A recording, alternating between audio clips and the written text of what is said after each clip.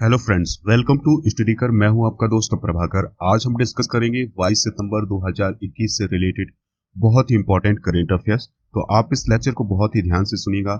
इसके अंत में आपसे कुछ प्रश्न पूछे जाएंगे, तो उनके उत्तर आपको कमेंट बॉक्स में जरूर देना है। तो दोस्तों, हमें इंतजार रहेगा आपके उत्तर का। यदि आपको इस लेक्चर का पीडीएफ प्राप्त करना है तो हमारे टेलीग्राम चैनल को ज्वाइन कर लीजिएगा, जिसका लिंक आपको डिस्क्रिप्शन बॉक्स में मिल जाएगा। आज का टारगेट है हमारा इस लेक्चर का 200 लाइक का। आप लाइक कर दीजिएगा और दोस्तों को शेयर जरूर करिएगा। चलिए फ्रेंड्स, अब हम डिस्कस करते हैं आज का पहला प्रश्न। तो आप ध्यान से सुनिएगा। आईपीएल की एक टीम के लिए 200 मैच खेलने वाले पहले खिलाड़ी कौन बन गए हैं? तो दोस्तों, उनका नाम है विराट कोहली। तो विराट कोहली रॉयल चैलेंजर्स बेंगलुरु के लिए खेलते हैं आईपीएल में। तो उन्होंने रॉयल चैलेंजर्स बेंगलुरु के लिए 200 मैच खेले हैं और ऐसा करने वाले वो आईपीएल के इतिहास में पहले खिलाड़ी बन गए हैं।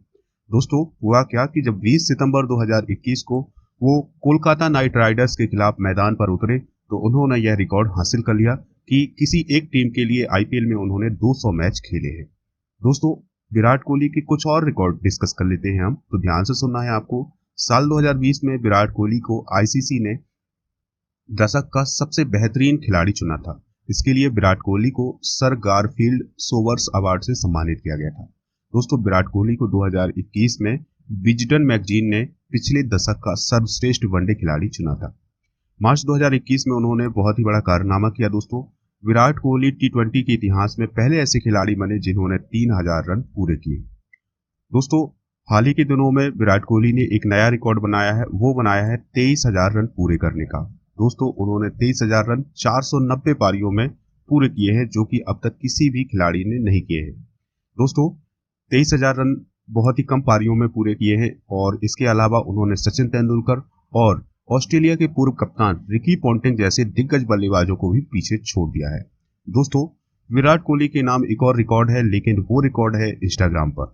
इंस्टाग्राम पर 100 मिलियन से अधिक फॉलोअर्स प्राप्त करने वाले पहले क्रिकेटर कौन है? विराट कोहली। तो दोस्तों, ये थी कुछ बातें विराट कोहली की। अब हम बात करते हैं आईपीएल की। तो आईपीएल को कंट्रोल करने वाली संस्था का नाम है बीसीसीआई और इसकी स्थापना 2007 में हुई थी। दोस्तों, आईपीएल की स्थापना करने में जो सबसे महत्वपूर्ण हाथ था वो था ललित मोदी का, यानी ललित मोदी इसके संस्थापक सदस्य थे। हाल ही के दिनों में आईपीएल 2020 में हुआ है। तो आईपीएल 2020 की बात कर लेते हैं। तो इसको होस्ट किया था यूनाइटेड अरब अमीरात ने। दोस्तों, 2020 का चैंपियन था मुंबई इंडियंस। और मुंबई इंडियंस के बारे में बात करें तो मुंबई इंडियंस ने आईपीएल का खिताब 5 बार अपने नाम किया है। दोस्तों, जो रनर्स अप टीम रही है वो रही है दिल्ली कैपिटल्स। चलिए फ्रेंड्स, अगला प्रश्न डिस्कस करते हैं। बहुत ही महत्वपूर्ण प्रश्न है। अंतरराष्ट्रीय शांति दिवस हर साल कब मनाया जाता है? तो दोस्तों, अंतरराष्ट्रीय शांति दिवस मनाया जाता है 21 सितंबर को। अंतरराष्ट्रीय शांति दिवस को मनाने का उद्देश्य है दुनिया भर के सभी देशों और लोगों के बीच शांति के आदर्शों को मजबूत करना। दोस्तों, 2021 की थीम आप जरूर याद रखिएगा। क्या है 2021 की theme? Recovering better for an equitable and sustainable world. एक बार और ध्यान से सुनिएगा दोस्तों थीम को, recovering better for an equitable sustainable world. दोस्तों, साल 1982 से शुरू होकर 2001 तक सितंबर महीने के तीसरे मंगलवार को अंतरराष्ट्रीय शांति दिवस मनाया जाता था, लेकिन साल 2002 से इसे 21 सितंबर के दिन से मनाया जा रहा है। यानी दोस्तों, ध्यान से समझ लीजिएगा कि 1982 से लेकर जब से इसकी स्थापना हुई थी तब से लेकर 2001 तक इसे सितंबर माह के तीसरे मंगलवार को मनाया जाता था, लेकिन 2002 से यह घोषित किया गया है कि इसे 21 सितंबर को मनाया जाएगा। दोस्तों, संयुक्त राष्ट्र ने साल 2001 से लेकर के साल 2010 तक के दशक को बच्चों के लिए शांति और अहिंसा की संस्कृति के लिए अंतरराष्ट्रीय दशक के रूप में घोषित किया था। तो ये थी कुछ बातें अंतरराष्ट्रीय शांति दिवस की। चलिए फ्रेंड्स, अगला प्रश्न डिस्कस करते हैं। बहुत ही इंपॉर्टेंट प्रश्न है, ध्यान से सुनिएगा। हाल ही में फिनो पेमेंट बैंक के द्वारा किसे अपना पहला ब्रांड एम्बेसडर बनाया गया है? तो दोस्तों, हाल ही में फिनो पेमेंट बैंक के द्वारा पंकज त्रिपाठी को अपना ब्रांड एम्बेसडर बनाया गया है। दोस्तों, फिनो पेमेंट बैंक ने अभिनेता पंकज त्रिपाठी को 2 साल की अवधि के लिए अपना ब्रांड एम्बेसडर बनाया है। यानी 2 साल के लिए फिनो बैंक के जो ब्रांड एम्बेसडर हैं वो कौन होंगे? पंकज त्रिपाठी। दोस्तों, पंकज त्रिपाठी अलग अलग प्लेटफॉर्म पर उत्पादों और सेवाओं को बढ़ावा देने के लिए फिनो पेमेंट बैंक की मार्केटिंग अभियानों का चेहरा होंगे। दोस्तों, शुरुआत करने के लिए अभिनेता फिनो बैंक के पहले अभियान फिकर नॉट का चेहरा होंगे। दोस्तों जो फिनो बैंक के द्वारा एक अभियान चलाया जा रहा है फिकर नॉट, तो उसके वो चेहरा होंगे कौन? पंकज त्रिपाठी। दोस्तों फिनो बैंक के बारे में भी जान लेते हैं। तो इसे हम बोलते हैं फिनो पेमेंट बैंक। तो इसके अध्यक्ष हैं वर्तमान में professor Mahendra Kumar Chauhan. Fino payment bank की स्थापना हुई थी 23 जुलाई 2006 को। दोस्तों फिनो पेमेंट बैंक के एमडी और सीईओ है ऋषि गुप्ता। और दोस्तों फिनो पेमेंट बैंक का हेडक्वार्टर है मुंबई, महाराष्ट्र में। तो ये थी कुछ बातें फिनो पेमेंट बैंक के बारे में। चलिए फ्रेंड्स, अब हम डिस्कस करते हैं अगला प्रश्न। हाल ही में किसके द्वारा डूइंग बिजनेस रैंकिंग का प्रकाशन बंद करने का फैसला लिया गया है? तो दोस्तों डूइंग बिजनेस रैंकिंग जारी की जाती थी विश्व बैंक के द्वारा। विश्व बैंक ने डूइंग बिजनेस रैंकिंग के प्रकाशन को बंद करने का फैसला लिया है। अब ये फैसला क्यों लिया है, ध्यान से सुनिएगा। यह फैसला विश्व बैंक समूह के द्वारा इसलिए लिया गया है क्योंकि जो 2018 और 2020 की रिपोर्ट थी उसमें कुछ गड़बड़ी हुई थी। इसके बाद से जो विश्व बैंक समूह है उसने डूइंग बिजनेस रैंकिंग को बंद करने का फैसला लिया है। लेकिन ध्यान से सुनिएगा दोस्तों, विश्व बैंक समूह इसी प्रकार की एक और रैंकिंग और इसी प्रकार के एक और इंडेक्स को जारी करने का मन बना रहा है। तो आने वाले समय में एक और इंडेक्स जारी किया जाएगा। लेकिन याद रखिएगा, अभी वर्तमान में उसने डूइंग बिजनेस रैंकिंग को बंद कर दिया है क्योंकि 2018 और 2020 की रिपोर्ट में इसमें अनियमितता पाई गई थी, यानी गड़बड़ी पाई गई थी। दोस्तों बात आई है विश्व बैंक की, तो विश्व बैंक के बारे में भी कुछ बातें डिस्कस कर लेते हैं। इसका हेडक्वार्टर है वाशिंगटन डीसी में, जो कि अमेरिका में है। और विश्व बैंक का गठन हुआ था जुलाई 1944 में। विश्व बैंक के अध्यक्ष हैं अभी वर्तमान में, तो उनका नाम है डेविड मालपस। दोस्तों विश्व बैंक का काम क्या होता है कि जितने भी देश उससे जुड़े हुए हैं उन देशों में आर्थिक विकास करवाना और उनकी सहायता करना। चलिए फ्रेंड्स, अब हम डिस्कस करते हैं अगला प्रश्न। तो आपको ध्यान से सुनना है। हाल ही में हरमिलन कौर ने कितने मीटर रेस में एक नया राष्ट्रीय रिकॉर्ड बनाया है? तो दोस्तों हरमिलन कौर रेस से रिलेटेड एथलीट है और उन्होंने हाल ही में 1500 मीटर दौड़ में एक नया राष्ट्रीय रिकॉर्ड बनाया है। दोस्तों ये राष्ट्रीय रिकॉर्ड है 1500 मीटर दौड़ में। इन्होंने 1500 मीटर दौड़ को पूरा किया है 4 घंटे 5 मिनट 39 सेकेंड में, जो कि अब तक का एक नया नेशनल रिकॉर्ड है।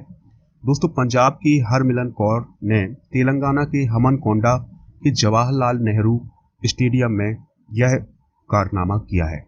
तो दोस्तों इस उपलब्धि के साथ हरमिलन कौर ने 1500 मीटर रेस में सुनीता रानी के द्वारा बनाए गए 4 घंटे 6 मिनट और 3 सेकेंड के समय को तोड़ दिया है, यानी इस रिकॉर्ड को उन्होंने तोड़ दिया है, जो कि 19 साल पहले यह रिकॉर्ड बनाया गया था। चलिए फ्रेंड्स, अब हम बात करते हैं अगले प्रश्न की। तो आपको बहुत ही ध्यान से सुनना है। हाल ही में मनोरमा महापात्रा का निधन हो गया है, वह क्या थी? तो मनोरमा महापात्रा एक उड़िया साहित्यकार थी, सामाजिक कार्यकर्ता थी और इसके अलावा वो एक पत्रकार भी थी। तो दोस्तों याद रखिएगा, मनोरमा महापात्रा का संबंध उड़ीसा से है और वे उड़ीसा की एक साहित्यकार रही हैं, सामाजिक कार्यकर्ता रही है, इसके अलावा वो एक पत्रकार भी रही है। दोस्तों याद रखना है आपको, जो मनोरमा महापात्रा है इनका संबंध उड़ीसा से है।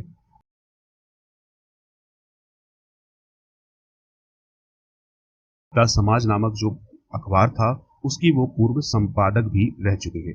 उन्होंने 1984 में साहित्य अकादमी पुरस्कार, 1988 में सोवियत नेहरू पुरस्कार, 1990 में critic circle of India award और 1991 में ईश्वर चंद्र विद्यासागर सम्मान और 1994 में दोस्तों रूपाम्बरा पुरस्कार जीता है। तो ये कुछ बातें थी किसके बारे में? मनोरमा महापात्रा के बारे में। चलिए फ्रेंड्स, अगला प्रश्न डिस्कस करते हैं। ये भी बहुत ही महत्वपूर्ण प्रश्न है। हाल ही में भारत के 70वें ग्रैंड मास्टर कौन बने हैं? तो दोस्तों हाल ही में भारत के 70वें ग्रैंड मास्टर बने हैं आर राजा ऋत्विक। ध्यान से सुनिएगा, इनका नाम आर राजा ऋत्विक जो है वो भारत के 70वें ग्रैंड मास्टर बन चुके हैं। तो दोस्तों भारत के आर राजा ऋत्विक शतरंज के ग्रैंड मास्टर बन चुके हैं और अभी इनकी आयु है केवल 17 वर्ष। और हंगरी की राजधानी बुडापेस्ट में एक आयोजन हुआ था, वहां पर इन्होंने ग्रैंड मास्टर का खिताब हासिल किया है। तो याद रखिएगा कि जो आर राजा ऋत्विक हैं वो भारत के 70वें ग्रैंड मास्टर बन गए हैं। पहले ग्रैंड मास्टर कौन थे दोस्तों भारत के? तो वो ये थे विश्वनाथन आनंद। चलिए फ्रेंड्स, अब हम उस संस्था की बात कर लेते हैं जो शतरंज को रेगुलेट करती है। तो उसका नाम है फिडे। फिडे को हम बोलते हैं इंटरनेशनल चेस फेडरेशन। तो इसका फॉर्मेशन हुआ था 20 जुलाई 1924 को। दोस्तों यह एक इंटरनेशनल ऑर्गेनाइजेशन है, यानी जितने भी देश हैं उन सभी में उन सभी के चेस को ऑर्गेनाइज करवाती है, यानी चेस से रिलेटेड जितनी भी प्रतियोगिताएं होती हैं उनको ऑर्गेनाइज करवाने का काम किसका होता है? फिडे का होता है, जिसे हम इंटरनेशनल चेस फेडरेशन बोलते हैं। इसका हेडक्वार्टर है दोस्तों लुसाने, स्विट्जरलैंड में। याद रखिएगा, ये क्वेश्चन आपके एग्जाम में डायरेक्ट पूछा जाता है। तो याद रखना है आपको कि जो इंटरनेशनल चेस फेडरेशन है उसका हेडक्वार्टर कहाँ है? लुसाने, स्विट्जरलैंड में। इसके मेंबर कितने हैं? तो 195 नेशनल एसोसिएशन जो है इसके मेंबर हैं। चलिए फ्रेंड्स, अगला प्रश्न डिस्कस करते हैं। बहुत ही इंपॉर्टेंट प्रश्न है। हाल ही में सीरो सर्वे के द्वारा मुंबई के लोगों में कोविड-19 एंटीबॉडीज का प्रतिशत कितना बताया गया है? तो दोस्तों हाल ही में एक सीरो सर्वे किया गया है जिसमें मुंबई के लोगों में कोविड-19 एंटीबॉडीज का प्रतिशत बताया गया है 90%। तो दोस्तों कोविड-19 संक्रमण की तीसरी लहर को देखते हुए 12 अगस्त से 9 सितंबर 2021 के बीच एक सीरो सर्वे किया गया था, जिसमें 8,674 लोगों पर यह सर्वे किया गया था। इस रिपोर्ट के बाद ग्रेटर मुंबई क्षेत्र में 86.64% लोगों में कोविड-19 एंटीबॉडीज बनाई गई है। इसका मतलब ये हुआ दोस्तों कि जो मुंबई के लोग थे, इसके अलावा ध्यान से सुनिएगा, जो पूरी मुंबई है उस पर सर्वे किया गया और उस सर्वे में देखा गया कि 90% लोगों ने अपने शरीर में एंटीबॉडी बना ली है, लेकिन जो ग्रेटर मुंबई क्षेत्र है उसके 86.64% लोगों ने एंटीबॉडी बनाई है। तो दोस्तों याद रखिएगा, जो मुंबई है, मुंबई के लोगों ने 90% लोगों ने एंटीबॉडी बना ली थी अपने शरीर में। इसका मतलब ये है कि वे कम से कम एक बार कोरोना वायरस के संपर्क में आ चुके हैं। तो 8,674 लोगों पर सर्वे किया गया था, जिसमें से 90% ऐसे लोग थे जिनके शरीर में एंटीबॉडी बनी हुई थी। याद रखिएगा दोस्तों, ये सर्वे किया गया था मुंबई में और मुंबई के 90% लोग ऐसे हैं जिन पर सर्वे किया गया था जिनके पास कोविड-19 एंटीबॉडीज बनी हुई है। चलिए फ्रेंड्स, अब हम आज के जीके डोज को भी डिस्कस कर लेते हैं। तो जीके डोज में अब हम वो वाले क्वेश्चन डिस्कस करेंगे जो हाल ही के दिनों में करंट अफेयर्स के रूप में रहे हैं। देखिए दोस्तों, करंट अफेयर्स आज तो करंट अफेयर्स रहता है, लेकिन कल जीके जरूर बन जाता है। तो उन्हीं प्रश्नों को हम डिस्कस करेंगे। तो पहला प्रश्न है, भारतीय संविधान के प्रस्ताव में स्वतंत्रता, समानता, बंधुत्व के आदर्श किस देश के संविधान से लिए गए हैं? तो दोस्तों उस देश का नाम है फ्रांस। दूसरा प्रश्न है, भारत के किस राज्य सरकार ने श्रीलंका के शरणार्थियों के लिए 317 करोड़ रुपए के पैकेज की घोषणा की है? तो दोस्तों वह राज्य है तमिलनाडु। किस केंद्र शासित प्रदेश ने फिल्म नीति 2021 के क्रियान्वयन के लिए अपनी मंजूरी दे दी है? तो दोस्तों उस राज्य का नाम है जम्मू और कश्मीर। भारत के लिए भावना पटेल टोक्यो पैरालंपिक 2020 की महिला टेबल टेनिस में कौन सा पदक जीत करके इतिहास रच दिया है? तो भावना पटेल ने टोक्यो पैरालंपिक 2020 के अंदर कौन सा मेडल जीता है? याद रखिएगा, रजत पदक जीता है। दोस्तों भारत का वह कौन सा राज्य है जिसमें देश के मेंटर्स नामक कार्यक्रम शुरू किया गया है? तो दोस्तों उस राज्य का नाम है दिल्ली। कर्नाटक के बाद दूसरे राज्य के तौर पर वह कौन सा राज्य है जिसने राष्ट्रीय शिक्षा नीति 2020 को लागू किया है? तो दोस्तों उस राज्य का नाम है मध्य प्रदेश। यानी राष्ट्रीय शिक्षा नीति लागू करने वाला पहला राज्य है कर्नाटक और दूसरा राज्य है दोस्तों कौन? मध्य प्रदेश। चलिए फ्रेंड्स, अब हम उन प्रश्नों की बात कर लेते हैं जिनके आंसर आपको कमेंट बॉक्स में देना है। तो दोस्तों पहला प्रश्न है, इंटरनेशनल चेस फेडरेशन का हेडक्वार्टर कहाँ है? दूसरा प्रश्न है, मनोरमा महापात्रा का संबंध किस राज्य से है? तीसरा प्रश्न है, विश्व बैंक की स्थापना कब की गई थी? और चौथा प्रश्न है, फिनो पेमेंट बैंक के अध्यक्ष वर्तमान में कौन है? और पांचवा प्रश्न है, इंडियन प्रीमियर लीग 2020 का खिताब किसने जीता था? तो इन प्रश्नों के जवाब आप कमेंट बॉक्स में जरूर दीजिएगा। दोस्तों आप खबरी ऐप पर स्टडी कर को फॉलो कर लीजिएगा, जहां पर आपको मोस्ट इंपॉर्टेंट ऑडियो लेक्चर मिल जाएंगे। इसके अलावा आपको मॉडर्न इंडियन हिस्ट्री का मेरा ऑडियो कोर्स भी मिल जाएगा बहुत ही कम कीमत पर। तो दोस्तों आप उसको परचेज कर लीजिएगा, आपके एग्जाम में बहुत फायदा मिलेगा। आप राजा गुप्ता को अनअकैडमी पर फॉलो कर सकते हैं। इसके अलावा वहां पर आपको उनकी स्पेशल क्लासेस, लाइव क्लासेस मिल जाएंगी। और राजा गुप्ता के माध्यम से अगर आप कोई भी कोर्स परचेज करना चाहते हैं अनअकैडमी पर, तो दोस्तों अगर आपको उसमें छूट पाना है तो आप उसके लिए एक रेफरल कोड यूज करिएगा, राजा नंबर 1। याद रखिएगा रेफरल कोड ये क्या यूज करना है, राजा नंबर 1।